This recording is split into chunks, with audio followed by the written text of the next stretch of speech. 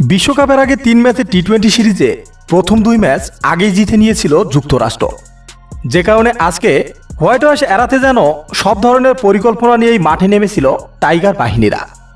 কেননা বোলিং থেকে শুরু করে ফিল্ডিংয়ে সবখানেই আজকের ম্যাচে দাপটে শেষ ছিল না শান্ত বাহিনীদের, যে কারণে আজকের ম্যাচে মাত্র 107 রানেই সব কয়টি উইকেট হারিয়ে ফেলে স্বাগতিকের দলটি।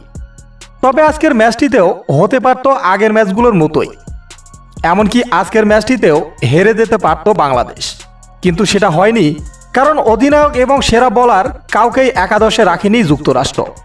অন্যদিকে পুরো শক্তি ব্যবহার করে আজকের ম্যাচটি জয় পেয়ে কোনো রকম মান সম্মান বাঁচালো শান্ত বাহিনীরা। আর তাই আজকের ম্যাচে টাইগারদের এমন জয়ে অনেকেই মনে করছেন হয়তো মান সম্মান বাঁচাতেই যুক্তরাষ্ট্রকে ফিক্সিং করিয়েছে বাংলাদেশ। তা না হলে এত কম রানে কিভাবে থামলো আগেই 2 ম্যাচে জয় পাওয়া দলটি।